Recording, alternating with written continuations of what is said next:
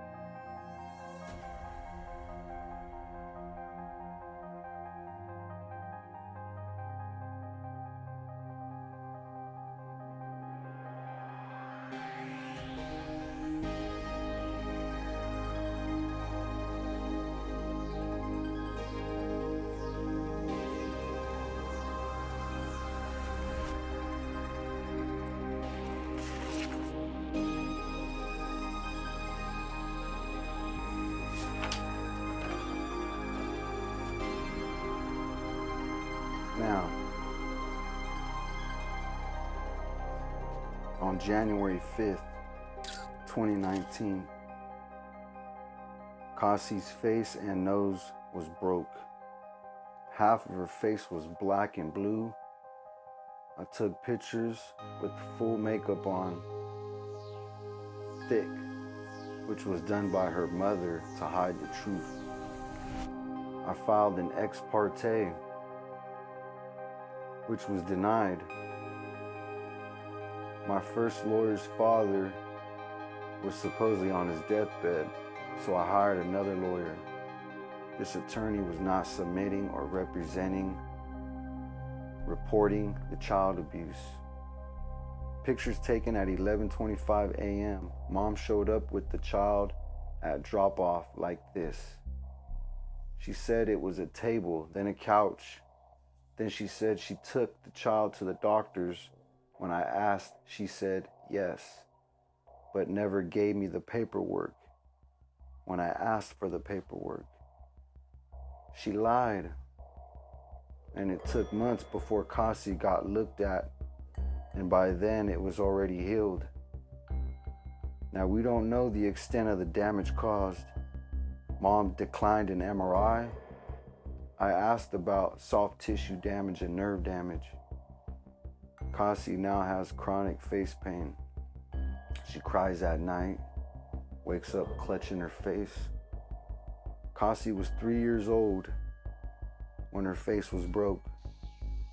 This is only 1,000 days old and about 600 days from her first black eye at the age of 1. Which I filed an ex parte order. 2 black eyes, broken face, now on November 11, 13, 2019 at 5:42 p.m. She told me the couch did it. Her eye appears to be red. The eyelid is inflamed. Her mother texted me right before I picked Cassie up and said it was a sty. Attached as Exhibit B are pictures of the eye. At 5:49 p.m. I made a video of the bruises on her upper leg and thigh.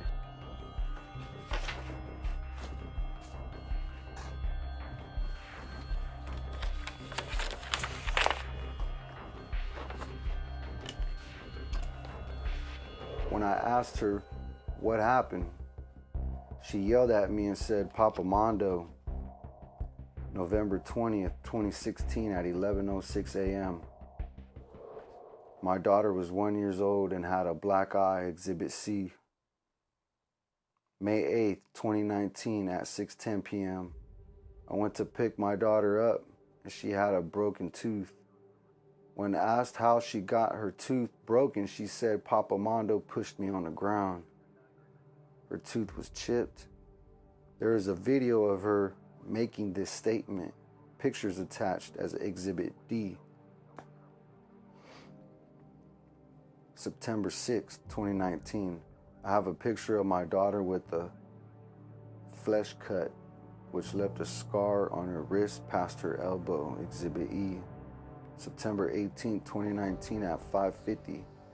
My daughter was cut over her eye, less than an inch from her eye. This was a case where she could have been blinded. Exhibit F. September 20th, 2019 at 9:49 p.m. I took pictures of my daughter's chest, which was bruised, and also her upper leg and thigh. When I asked her if her mama or daddy had hurt her, she responded, "Mommy." Her butt, leg, thigh bruises, I have attached pictures to show the bruises. Exhibit G. September 30th, 2019, more abuse is shown. Exhibit H.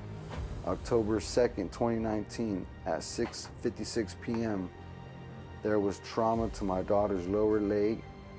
She was bruised, and she said her stepdad had done it. I have a video of this and is available upon request as Exhibit I. October 9th, 2019, 5:38 p.m. Video of abuse. Mom and stepdad abusing her. Stepdad punched her in the back of the head, and when she told her mama then hit her. Head bumps. October 10th, 2019. I went to CPS and showed them the video of October 9th, where the child claims mom and stepdad abuses her. Supervisor told me that they were going to take it seriously. I told CPS Cassie won't talk, she is scared, but my videos are explosive. I didn't think I had to expose her like this, but her cries for help. Her voice needs to be heard.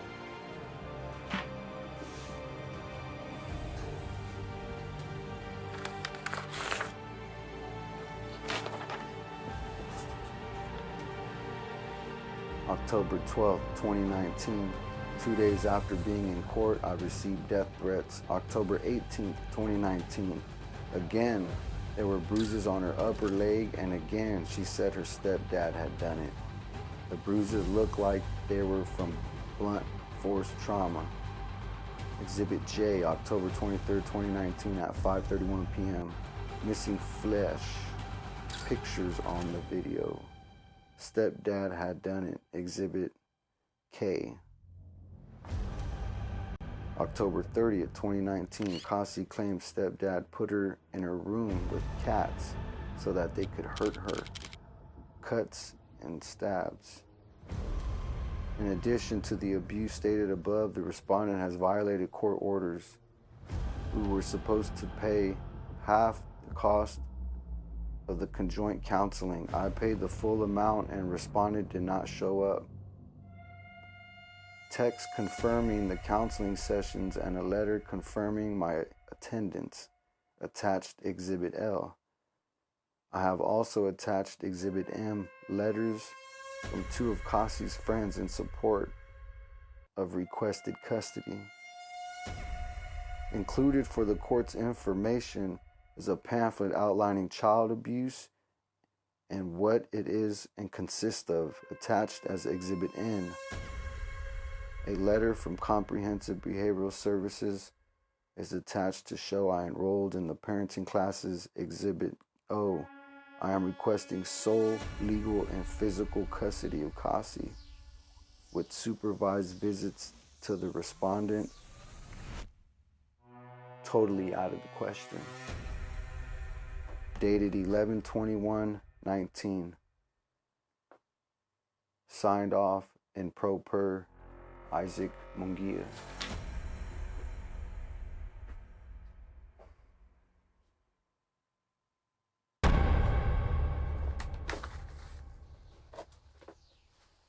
It's 3 different letters written to the judge. And the first one is from Leanne Moreno.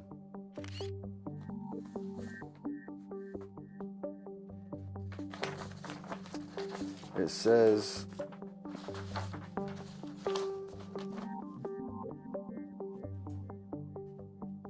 "Hello, my name is Leanne Moreno.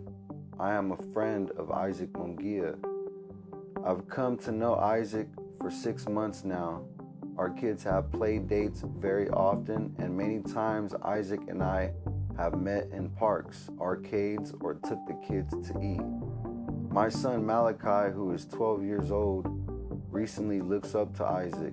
My daughter Trinity, who is 7, loves playing with Kasi and loves having Isaac around. My kids do not have their father in their lives. They come and go. I come from a divorced family. My kids are all we have. Since we've met and spent time with Isaac and Kasi, it's been a great feeling. I have a trustworthy friend and a mentor to my kids. Kasi has been a great friend to my kids who don't have many friends outside of school. Since I've been around with my kids, I have been present majority of the time with Isaac, picks up and drops off Kasi. Kasi is a beautiful little girl and very happy when she's with her dad. When we first met, she didn't speak much, but as time passed, the more she played with my daughter, the more Kasi was speaking to all of us. Isaac has been a great father to Kasi. I've never seen him raise his voice nor get angry with her. He is a very patient and cautious to her well-being. He makes sure she is fed, bathed, and provided for. He is a great asset to her life.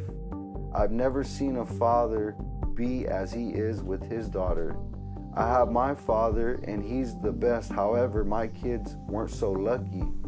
They truly look up to Isaac. My daughter often says he's the best dad ever, and she wished she had a dad like him. My son always agrees. They, Isaac and Kasi, have a strong bond like no other, and I can honestly say that I wish more dads were like him. That dad to speak up, that dad to love, protect, educate, mentor, provide, and more without asking or hesitation. Isaac is that father. He is not just a father, but is Kasi's daddy. Over the period of time that I have been around, I had noticed along with Isaac that bruises on Kasi. As I stated, I have a daughter who plays rough with her brothers, a little tomboy, I guess you can say. I have never seen bruises on my daughter as they have appeared on Kasi. I am speaking because I know what it's like to be hit and silenced. I didn't want my mom in trouble, but she lived old-fashioned. The bruises on Kasi were dark on her chest and light on her knees and legs, close to her bottom. The reason they were visible was because the kids would swim and wear bathing suits. As we were getting ready to leave, Isaac asked me what should I do and if he should call the police. I agreed and said, yes, you need to report everything. We patiently waited and they came to do an investigation. The officers never questioned me. However, I had seen them myself. I feel I needed to speak on what I had seen because Isaac was not alone when he seen them. Any parent who loves their child is supposed to be their voice and protector. Isaac is doing exactly what any other parent or mother would or supposed to do. Yes, he was late to take her back. However, the officer was doing his investigation, so therefore that was out of Isaac's control. I have never seen Isaac be rude, disrespectful, or threatening to his daughter's mom, Raquel Clifton. The time he has messaged, I was present and he showed me the text. They were always brief and very seldom. I have never felt threatened or in any harm's way being around Isaac. I felt complete opposite. Being around him, I felt at ease and at peace. Aside from all, Cassie's safety is the main concern as well as her best interest. I asked the judge to take into consideration that Isaac has been a positive influence on his daughter. He loves her as a father should. A daughter needs her father nevertheless. She cries when she knows she has to go home. He can't even tell her he's taking her home, or she says, "No, I want to stay, Daddy." I've been that child like Cassie, and once I was old enough to speak, I moved in with my father.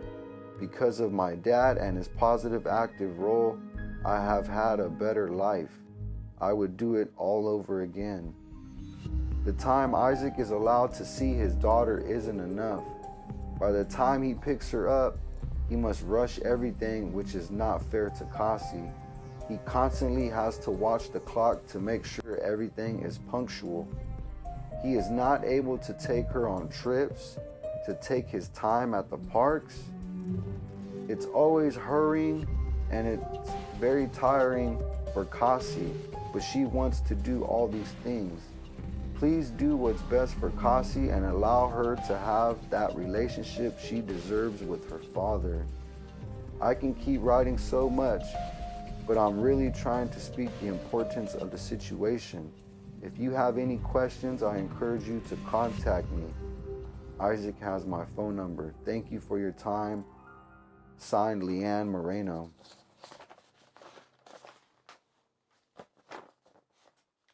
This is from Leanne's daughter, Trinity. Hi, Judge. My name is Trinity Chavez, and I am 7 years old.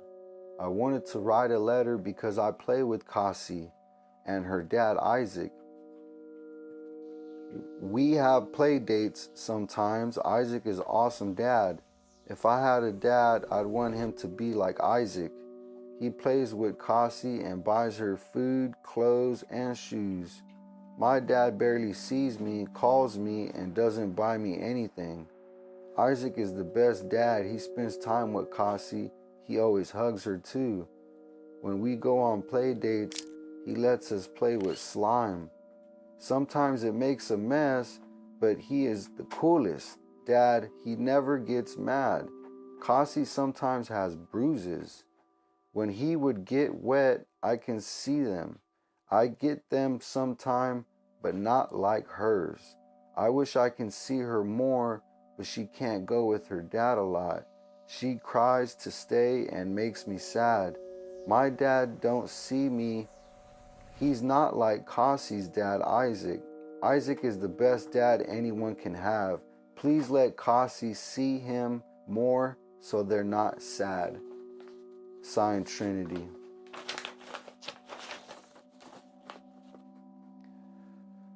To the judge. My name is Malachi De Leon, and I am 12 years old.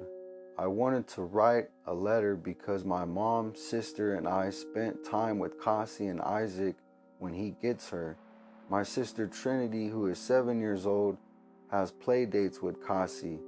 Isaac isn't just a friend, he is an awesome dad. My dad isn't around, so it is nice to have Isaac and his daughter Cassie around. To me, and basically ask how I'm doing with school and in life when my own dad doesn't.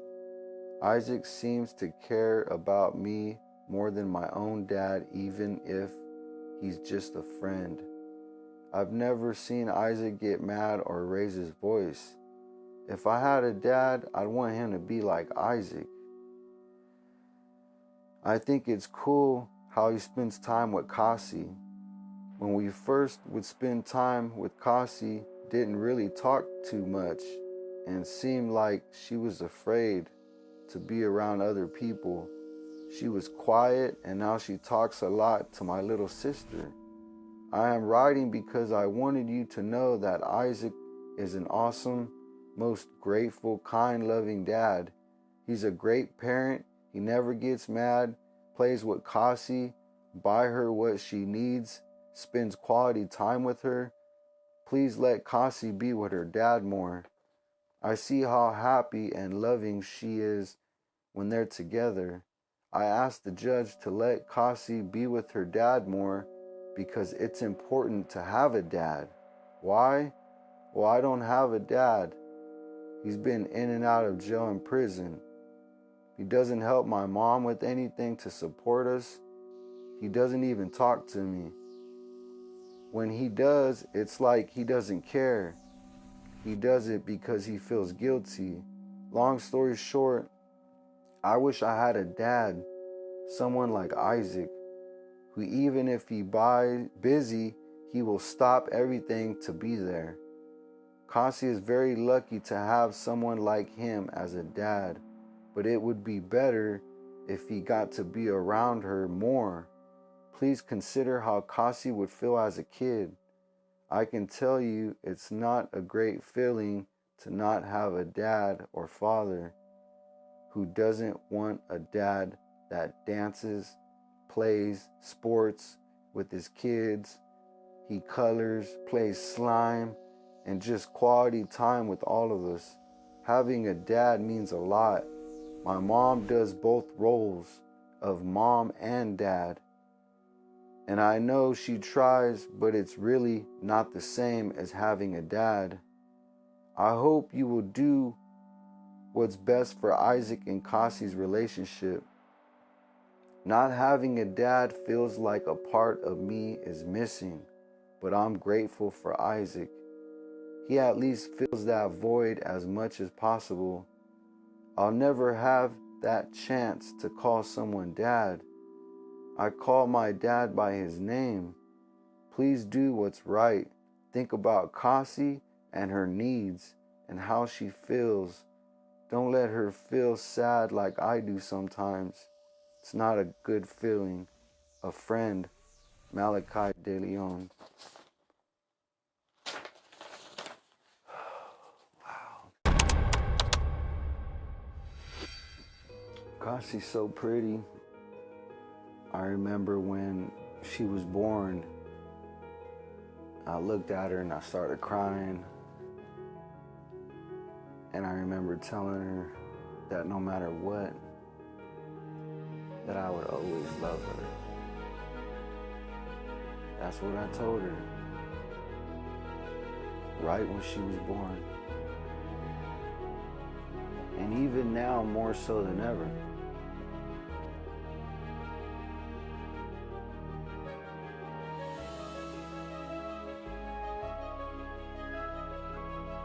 So all the weight is on me.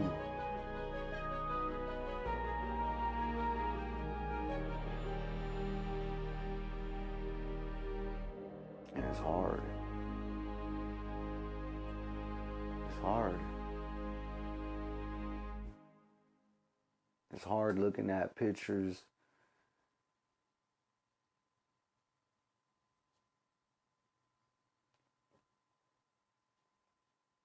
I think about the times that we should have had,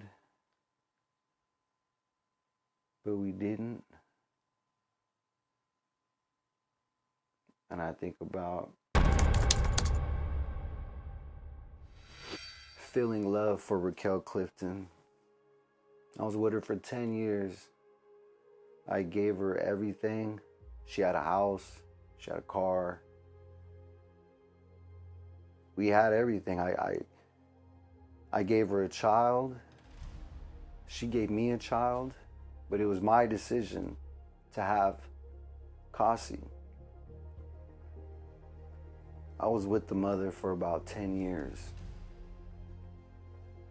The last year I was with her, maybe the last 2 years, I started figuring stuff out. You know, she would miss work. She was acting funny. House was a mess. At the time, I had gotten to a bad car wreck and I was having surgeries on my back. I couldn't do regular things. I couldn't work, I couldn't pick up heavy objects. So make a long story short, things started to hit the fan. Pressure was applied onto me and onto her. My child was just a year old. I just couldn't take it anymore. I couldn't take it anymore. I had surgery coming up, a major surgery on my back, and I knew I couldn't pull it off if she was like this. She had to go to rehab. I needed her in rehab. I needed her clean for me and for the baby. I needed her to take care of me, cook, clean the house, help with the child. And I felt like I wouldn't make it. I would have possibly died had I had the surgery, came home and lived under these conditions. I didn't want to catch an infection. So my future was just thrusted in front of me, you know? And I had to make a decision as a man.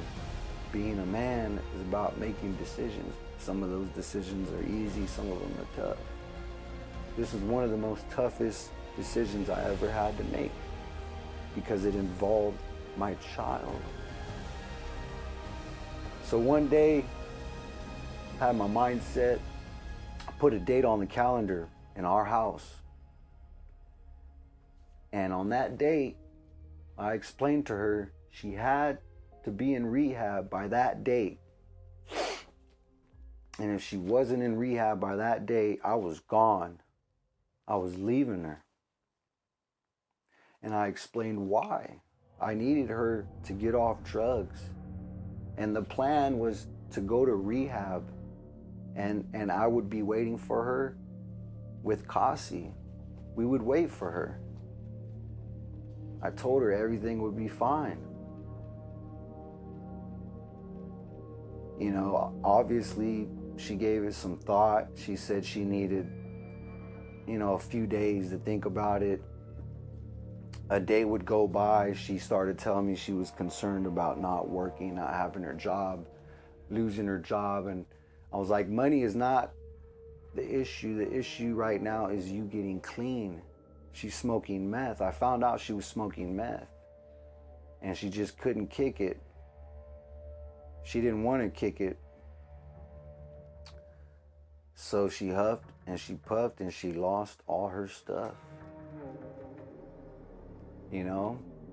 I remember one day I was half awake. This is a few days after we had the conversation about the timing of my surgery and me needing her to get into rehab. I remember I was half awake, laying on the bed, and I remember her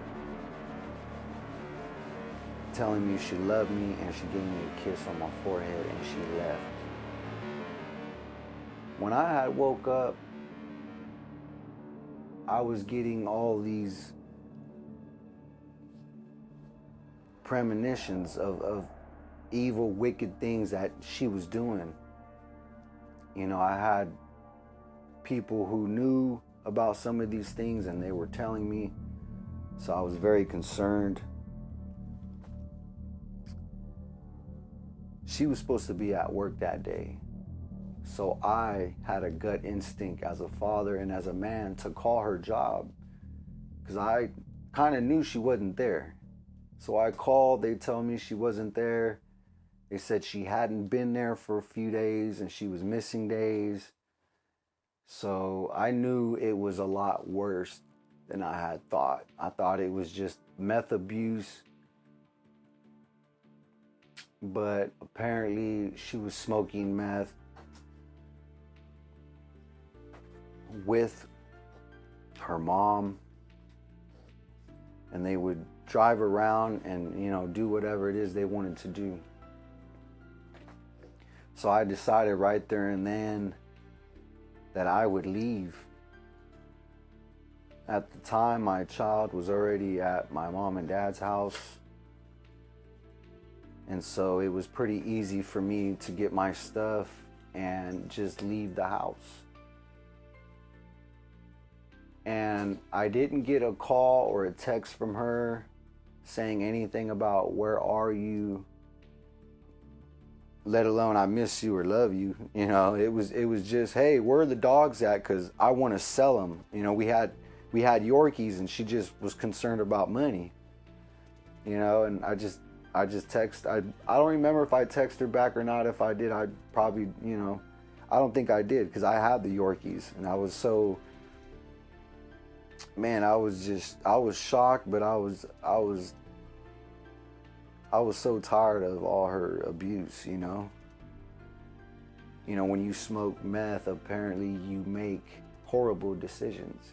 You know, if you're a smart person and you're smoking meth, you become a very dumb person. You make horrible, bad mistakes. And she made them and made them and made them and made them until I left the situation. That was the only time I wasn't right there next to her being abused constantly. So, as soon as I left her, I was about a week or two away from having my surgery. And apparently, Raquel Clifton and her father, Randy Clifton, they conspired against me. And the way they did it was, it's like conspiracy and art, and you just combined them. And that's what they did. They knew people in the courthouse. They knew people in law enforcement. They had family members in the courthouse. You know, so yeah, once I found out about that, it was way too late. Now the cops would come to my house and tell me, hey, nobody has custody of the child. Somebody needs to file custody. So I'm the petitioner. I went and filed right away. You know, I already have my child. And I don't know why Raquel would even want the child, considering her reality of drug abuse. You know, the only thing I can think of is that she wanted Kasi so that she maybe wouldn't have to pay child support or something like that. But for sure, she does not want the child. All the evidence shows otherwise. She hates the child.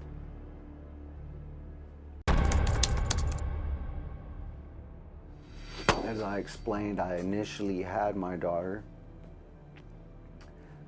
The mother used a very common tactic in family law called the silver bullet tactic, where they can allege anything they want and a judge just signs off on it.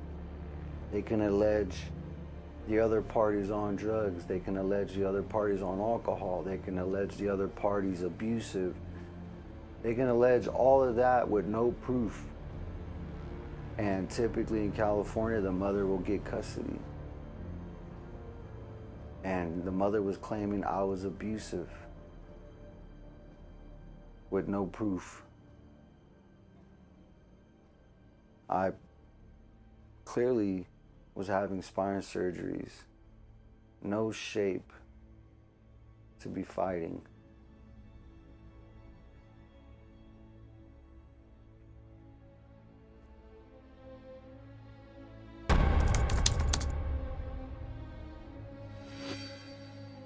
The day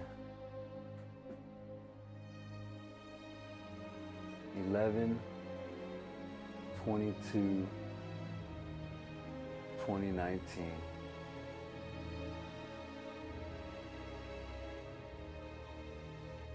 That's the day that paperwork was filed in family law in Fresno, California.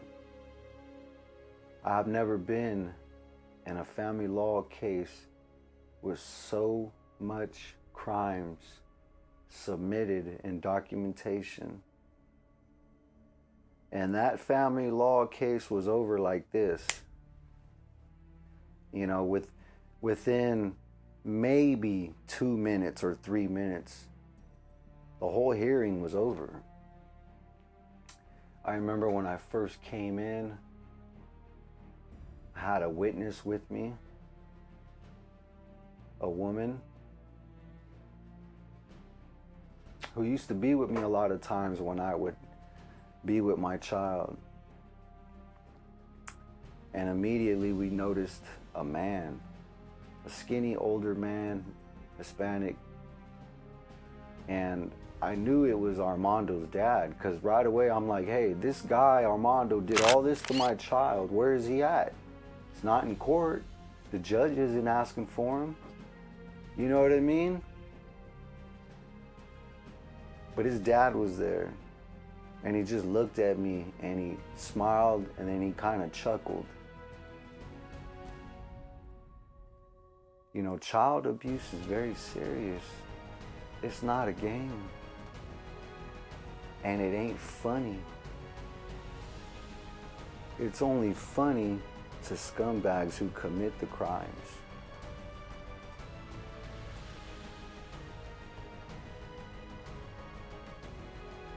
I remember I was very confident.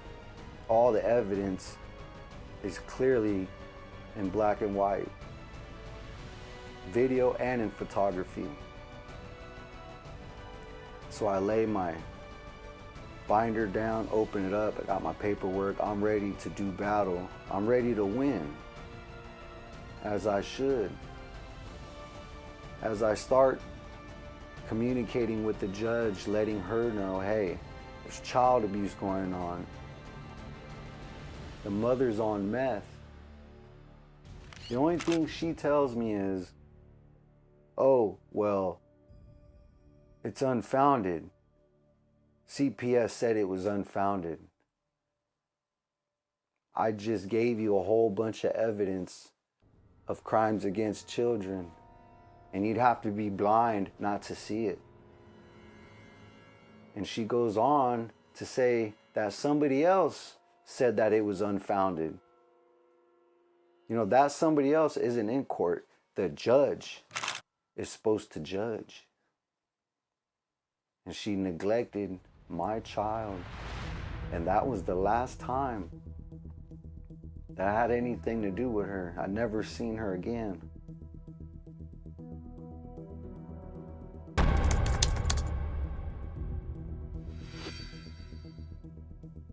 I remember how quick that court case was over. And you wouldn't believe the sheriff, the bailiff, was running left to right, side to side like a linebacker in football behind me. Like he was gonna tackle me. At the time, yeah, I was a little bit scared because I was like, hey, this guy hits me, I could die, man. I've had spine surgeries. And then afterward, I thought about it and realized, wow, the child abusers are getting their plays right out of the same book that the judge and the bailiff are reading. They're all psychopaths, trying to intimidate me by murdering me in the middle of a family law court session that only lasted 2 minutes.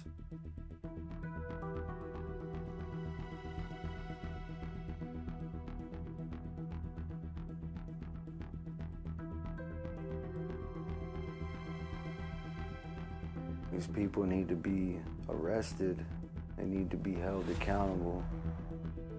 How many more kids have they abused? How many more kids have they trafficked?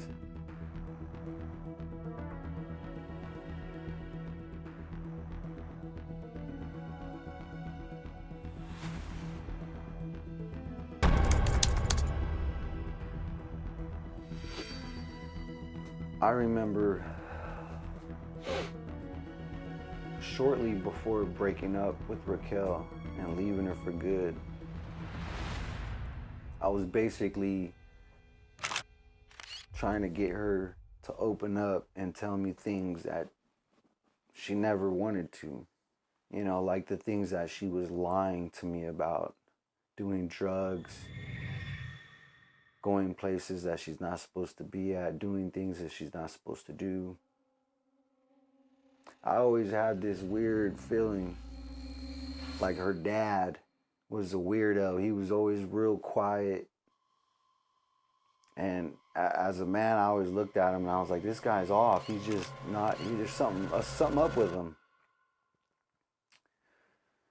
And so one day we were talking and I was just kind of like telling her like, hey, your dad ever touch you or do anything to you? And she would always say no. I'd asked her a few times before, but this time was different because I knew somebody did something to her, and so I wasn't gonna stop. You know, I needed to know what had happened to her. She didn't tell me this before I had hooked up with her. So 10 years into it, she ends up telling me her dad specifically and other family members would take all the boys and girls in the family, the cousins and stuff like that, and they'd put them in a room and they would put pornography on, and all the cousins would watch it, and then eventually they started doing to each other what they would see on the pornography playing. I was just blown away. I was like, wow, like I've never even heard of something like that in a book or a movie. Like what thought process does a person have to take innocent children and pervert them? You know, instead of sexually abusing them, you get them to sexually abuse themselves and they think it's okay. I'm like, wow, like, you know, her dad is a very wicked man. You know, very wicked. He's in a cult. And they serve Lucifer. And it's obvious. Look at all the abuse. God, a good God, does not do that to a child. So if you're praying to a God and you're doing things like this, it's not the right God.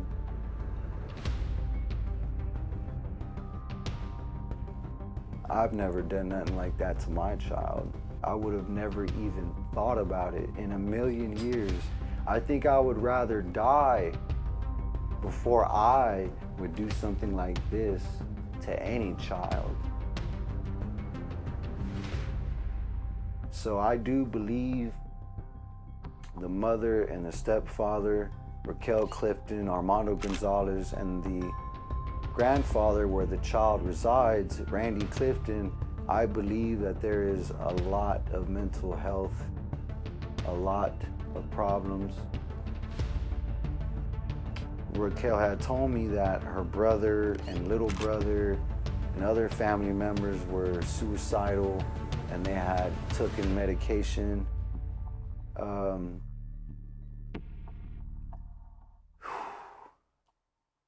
We just want the truth to come out.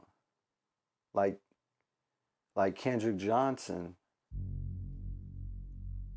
like Emmett Till. These were parents who stopped being so concerned about getting justice and being more concerned about the world knowing your child's story. Because you're not going to get any justice if nobody knows what happened to your child.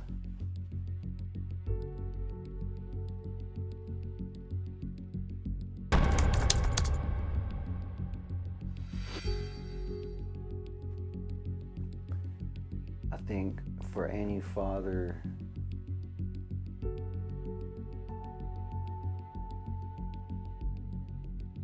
this is too much. You need family.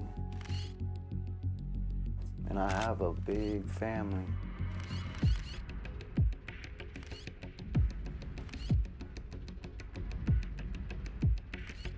And they know what's going on.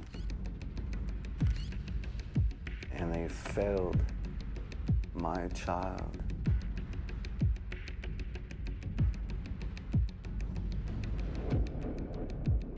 I couldn't believe it. Still can't believe it. When crimes occur like this, sometimes that's all you need is your family to back you up, to speak up for the victim. And shame on Raquel's family. They all know about what's going on. None of them have said anything or done anything. And so that's why we're here to get the evidence out. We want everybody to see exactly what has happened to this child.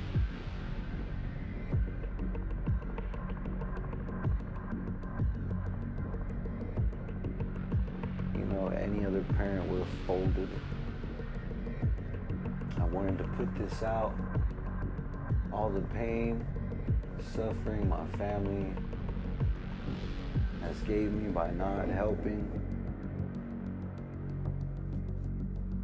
I feel they're just as fault as the abusers. Do you know about crimes against children and you're not doing nothing about it? Well, maybe you have something to do with it. There's no in between. You're either on the good side or you're on the bad side.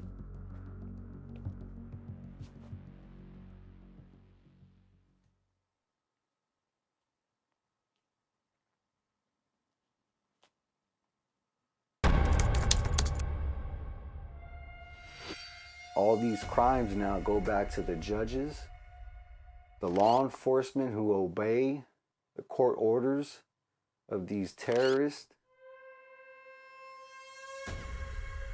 and the district attorney who fails to prosecute, because she's sure in the heck not going to prosecute her friends. They're all committing crimes. No lawyer is going to represent these abused kids, or else they wouldn't be abused. And so we have an epidemic. We have a child abuse and a child trafficking problem in America. American child abuse.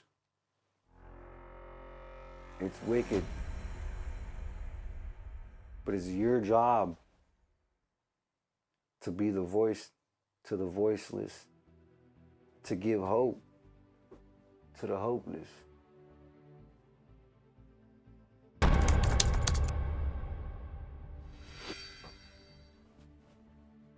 So,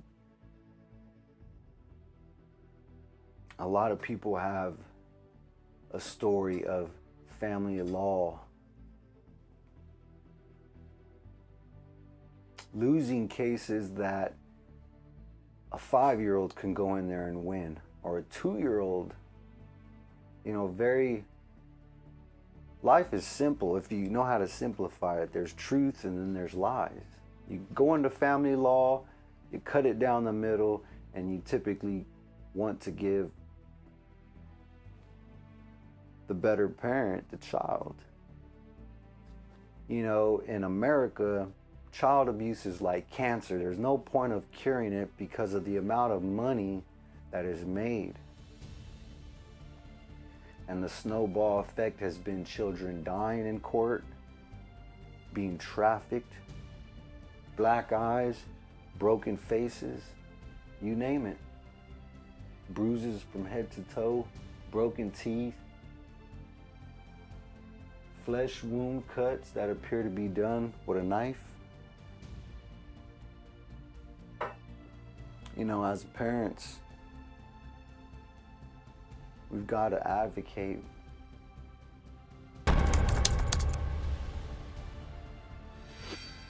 And the only reason why I'm not in my child's life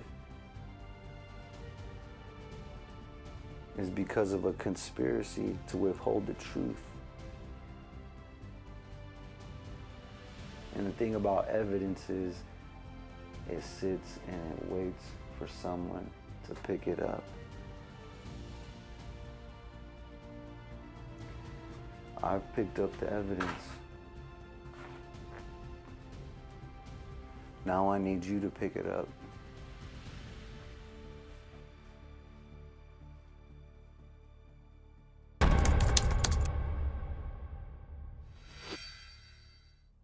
If you know any information about this child or any other children being abused by the Clifton family, please contact me.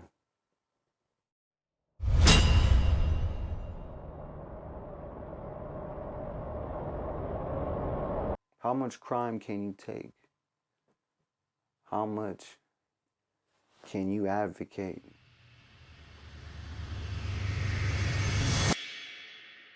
Being a dad is easy. Advocating for your child is hard.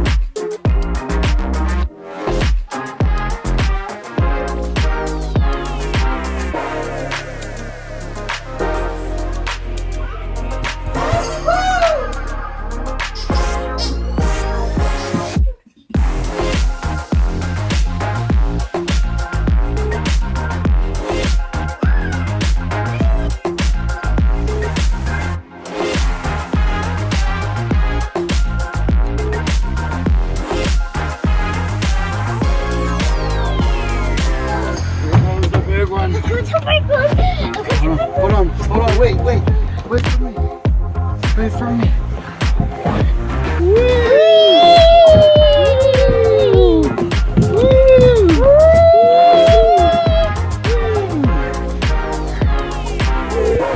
That was fun. Yeah, you love it.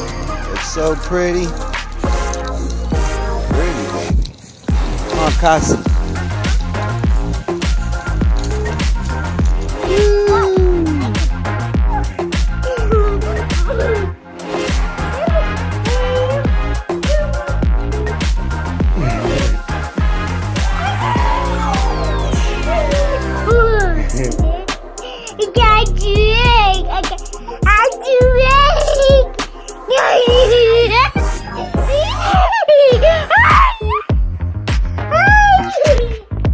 Spin. Woo! Again. Woo! Woo! Go.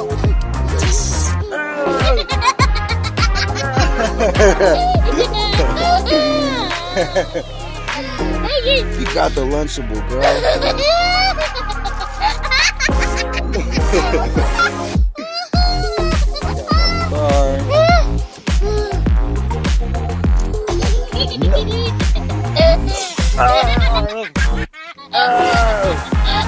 Got me. She got me.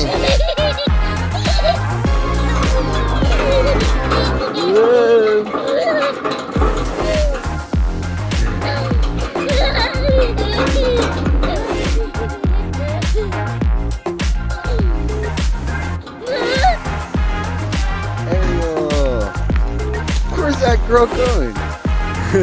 Yay! Looks so pretty. Pretty, baby. Oh, Cassie. Woo! Woo! Bubbles!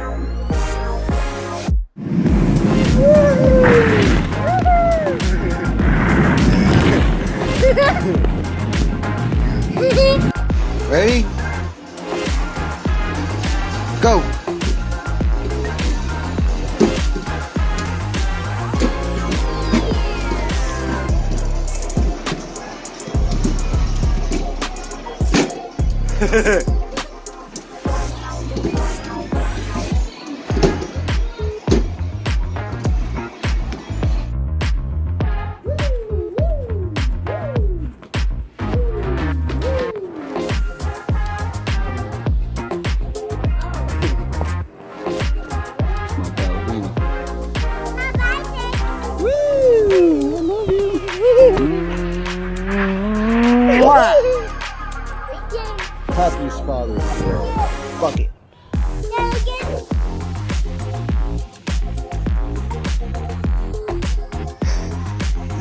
What are you doing? What are you doing? I love you.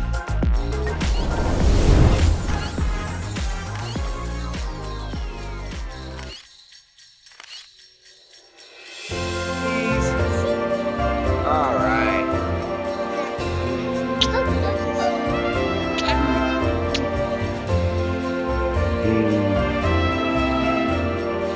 Mm.